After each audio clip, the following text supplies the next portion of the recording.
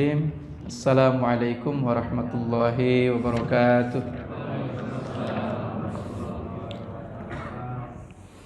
Alhamdulillahi ala na'maihi wa syukru lahu ala alaihi. Thumma salatu wassalamu ala ashrafi anbiya'i wa ala afdali awliya'i wa ala al-ali wal ashabi wa ala sairil multazimina min atba'i. Asyhadu an la ilaha illallah wahdahu la syarikalah wa asyhadu anna nabiyyana Muhammadan abduhu wa rasuluhu alladzi la nabiyya ba'dah. Fa innahu qad addal amanah wa ballaghar risalah wa nasahal ummah wa jahada fi sabilihi haqqa jihadih hatta tarakana 'alal mahajjatil bayda lailuha kanahariha la yazighu anha illa halik. Allahumma 'allimna bima yanfa'una wanfa'na bima 'allamtana wa zidna ilma. Allahumma inna nas'aluka ilman nafi'a wa rizqan thayyiba wa amalan sholihan mutaqabbala. Allahumma amin. Sehat semuanya? Alhamdulillah sehat ya. Siap pertahankan kesehatan sampai memasuki bulan Ramadan insyaallah. Ya, amin ya rabbal alamin. Biar ibadahnya maksimal. Surah Ad-Duha. Surah Ad-Duha. Kalau surah Al-Bayyinah udah jauh lewat. Itu sudah jadi masa lalu. InsyaAllah pembahasan kita malam ini surah Ad-Duha. Nah, surah Ad-Duha ini kategorinya adalah masih makkiyah. Meskipun sebetulnya jumlah ayatnya lumayan banyak, 11 ayat. Tapi surah ini termasuk di antara surah yang turun saat Nabi SAW bersama sahabatnya itu benar-benar belum punya kekuatan. Nah, karena belum punya kekuatan, maka otomatis yang diandalkan ya hanya dari Allah, itu aja. Bukan berarti setelah punya kekuatan gak mengandalkan Allah lagi, tidak. Tapi di sini memang benar-benar tawakal mereka, pertolongan Allah itu sangat diharapkan. Maka sababun nuzul dari surah ini ada beberapa disampaikan oleh para mufassirin. Pertama, bahwa Rasulullah SAW itu ada jedah lama di mana tidak ada surah yang turun, tidak ada ayat yang turun. Nah, kalau nggak ada ayat yang turun kan mikir macam-macam. Sama kayak kita, Pak. Ini kalau lagi misah sama istrinya, terutama bukan biasanya istri sih yang nyari ya. Yang nyari istri apa suami sih? Oh, dua-duanya nyari misalnya. Suami lagi kerja di luar kota misalnya, tiba-tiba udah berapa hari nggak ada kabar. Biasanya tiap hari WA misalnya gitu ya.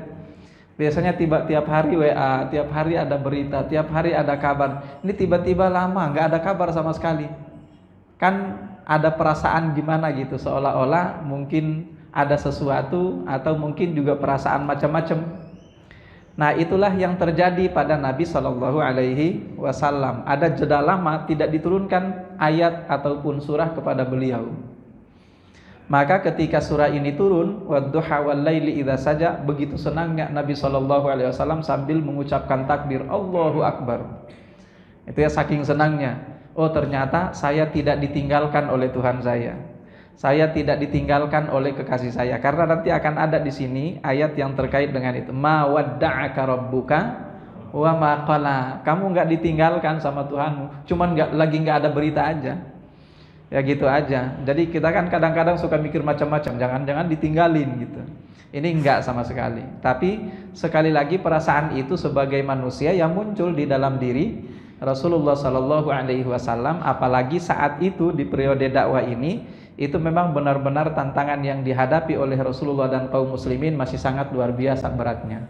Mereka belum punya taji, belum punya gigi taring sama sekali, nggak punya kekuatan di Makkah Al-Mukarramah.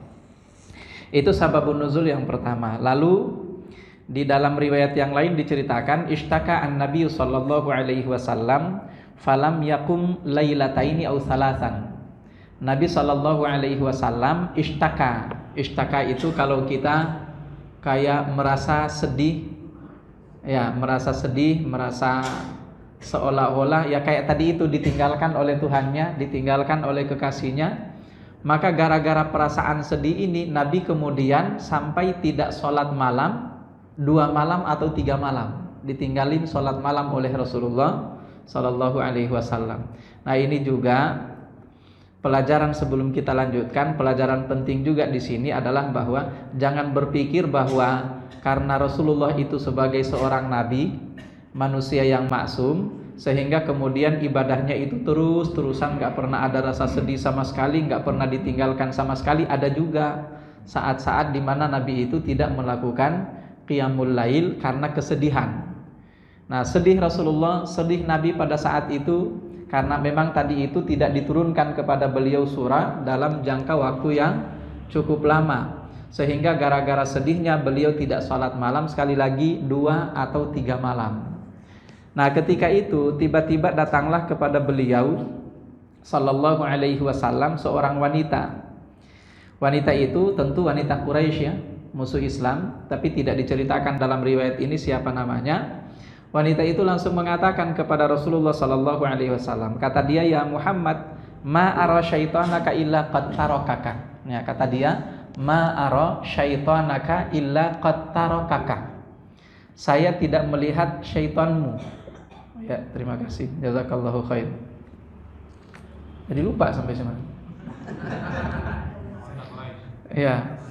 Kata wanita Quraisy itu, ya Muhammad, wahai Muhammad, ma ara syaitanaka. Saya tidak menyaksikan syaitanmu. Ini perhatikan nih. Jadi saking bencinya orang Quraisy itu sampai Allah disebut sebagai syaitannya Muhammad. Itu luar biasanya ya. Jadi kata dia, ma ara syaitanaka illa qad tarakaka. Saya tidak melihat syaitanmu itu kecuali dia sudah meninggalkanmu. Itu kata dia kan. Karena memang sekali lagi Nabi pada saat itu benar-benar nggak ada kabar, nggak ada ayat. Jadi kabarnya Nabi dari Tuhannya itu yang melalui ayat. Itu aja, komunikasi mereka melalui ayat yang turun kepada beliau Sallallahu Alaihi Wasallam. Lalu setelah itu kata wanita itu, lam yuqribka lailatan aw lailataini aw salasan. Sampai saya lihat kamu tidak dekat-dekat ke Tuhan ke syaitanmu lagi 2 malam atau 3 malam, sampai seperti itu. Nah, pelajaran lain lagi di sini adalah bahwa ternyata orang-orang Quraisy itu meskipun benci terhadap Nabi Shallallahu Alaihi Wasallam, tapi ternyata perhatiannya luar biasa. Sampai tahu kalau Nabi nggak sholat malam 2 malam atau 3 malam. Coba bayangkan itu.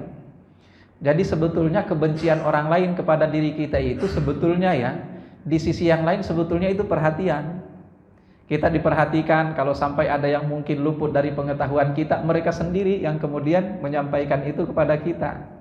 Makanya ada satu, ini kata orang sih, saya nggak tahu siapa yang ngomong itu. Ini bukan hadis ya, bukan hadis. Kata dia gini, para pengkritik itu adalah pengawal bagi jiwamu yang bekerja tanpa Anda bayar. Para pengkritik Anda itu adalah orang-orang yang bekerja, pengawal jiwa Anda yang bekerja tanpa Anda bayar. Jadi kalau ada orang yang kritik sebetulnya di satu sisi memang kadang-kadang suka bikin kesel. Tapi ternyata di sisi yang lain bersyukurlah karena mereka sedang mengawal jiwa kita. Sama dengan kayak yang tadi, ini kan musuh Islam, tapi ternyata perhatiannya luar biasa sama Nabi. Perhatiannya itu tujuannya bukan sebetulnya bukan untuk kepentingan Nabi sebetulnya, tapi ternyata secara tidak langsung ada kepentingan Nabi di situ. Ketika ditegur seperti itu, akhirnya Nabi kemudian sadar, iya ya, sudah 2 malam, sudah 3 malam saya nggak sholat malam. Kan seperti itu kan. Padahal tujuan dari wanita itu bukan itu. Tujuan dari wanita itu ingin mengatakan, kamu sudah ditinggalkan itu sama syaitan. Jadi seperti itu ya. Makanya ya, saya akan mengulang lagi seperti apa yang pernah saya sampaikan, bahwa apa yang ada di dunia ini semuanya nggak ada yang sia-sia. Rabbana ma khalaqta hadza batila. Wahai Tuhan kami, tidaklah Engkau menciptakan semua apa yang ada di alam ini batila, sia-sia. Jadi bahkan orang yang bikin kesel, musuh kita sendiri, ternyata ada manfaatnya untuk kita. Nah itu yang jadi pelajaran penting juga yang bisa kita ambil melalui riwayat ini. Nah begitu wanita itu mengucapkan ini kepada Rasulullah SAW, makin sedihlah Nabi. Tapi karena makin sedih beliau, nah setelah itu tidak lama kemudian turunlah surah ini, surah Ad-Duha. Itu yang kedua. Dalam riwayat yang lain, ini diriwayatkan oleh At-Tabrani wa Ibnu Mardawai an Jundub qala abta'a Jibril anin Nabi sallallahu alaihi wasallam faqala al-musyrikun qad wadda'a Muhammad. Jadi karena wahyu lambat turunnya, ada jedahnya cukup lama, maka orang-orang Quraisy langsung ngomong. Mereka langsung mengatakan wadda'a atau wuddi'a Muhammad. Muhammad itu sudah ditinggalkan oleh Tuhannya. Jadi kata wadda'a itu artinya meninggalkan. Tapi meninggalkan itu bukan meninggalkan dari masjid ditinggalkan ke rumah, enggak. Wadda'a yuwaddi'u itu artinya meninggalkan untuk perjalanan yang jauh. Atau kalau tidak perjalanan yang jauh, wadda'a yuwaddi'u itu artinya meninggalkan untuk selama-lamanya. Itu kata wadda'a yuwaddi'u. Makanya ucapan selamat tinggal itu disebut dalam bahasa Arab taudi'. Atau kalau ini Anda ingin misalnya berangkat ke luar negeri misalnya, meninggalkan keluarga Anda, itu biasanya kalau dalam bahasa Arab selamat tinggal sampai jumpa. Itu selain ilal liqa. Kalau ilal liqa itu mungkin berpisah enggak dalam jangka yang lama. Tapi kalau berpisah dalam jangka yang lama dengan jarak yang cukup jauh, itu biasanya dalam bahasa Arab perpisahannya mengucapkan kata wada'an. Wada'an. Jadi bukan lagi ilal liqa. Selama ini kan mungkin yang sering kita dengarkan ilal liqa ma'as salamah, itu ya. Tapi kalau perjalanannya jauh, sekali lagi dalam bahasa Arab kita katakan wada'an. Wada'an ya Jakarta, selamat tinggal wahai Jakarta. Itu berarti kita meninggalkan ini bukan Jakarta ya. Oh, Bekasi ya. Wada'an ya Bekasi misalnya. Wada'an ya Bekasi. Itu artinya kita akan meninggalkan Bekasi ini untuk perjalanan yang panjang dan cukup lama. Bisa dipahami ya? Itu kata wada'an. Orang-orang musyrik lagi langsung mengatakan qad wuddi'a Muhammad. Muhammad itu sudah ditinggalkan, bahkan boleh jadi untuk selamanya dia ditinggalkan oleh Tuhannya. Maka turunlah surah ini, di mana salah satu di antara ayatnya menegaskan ma wadda'aka rabbuka wa ma qala. Itu riwayat yang ketiga. Lalu kemudian selanjutnya riwayat yang berikutnya ini dari Jundub juga, qala ihtabasa Jibril anin Nabi sallallahu alaihi wasallam faqalat ba'du banati ammihi ma ara sahibaka illa qad qalaka fanazalat wadduha. Jadi Jibril itu ihtabasa itu kalau kita bersembunyi, dikatakan sebagai bersembunyi di sini karena nggak muncul-muncul, nggak nongol-nongol. Kalau kita, Jibril itu kan tidak hanya sekedar membawa wahyu datangnya kepada Nabi Sallallahu Alaihi Wasallam, tapi ada juga datangnya beliau menyampaikan berita yang lain, itu ada juga. Kayak misalnya kalau dalam peristiwa Isra Mi'raj itu kan malaikat Jibril alaihi salam datang untuk menjemput beliau dalam perjalanan itu.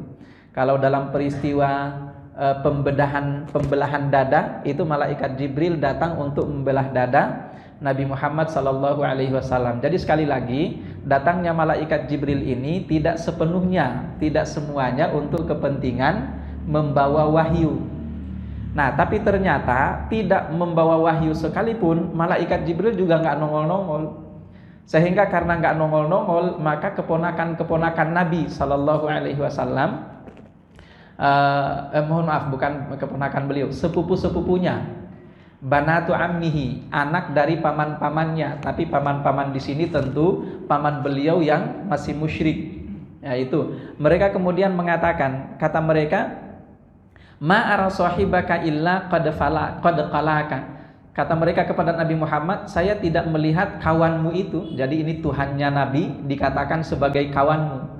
Ma ara sahibaka illa qad qalaka. Saya tidak menyaksikan kawanmu itu kecuali dia benar-benar sudah meninggalkanmu. Maksudnya malaikat Jibril ya, benar-benar sudah meninggalkanmu. Maka pada saat itu turunlah surah Ad-Duha ini. Mudah-mudahan bisa dipahami. Itu 4 riwayat terkait dengan sababun nuzul hadhihi surah atau sebab turun surah ini.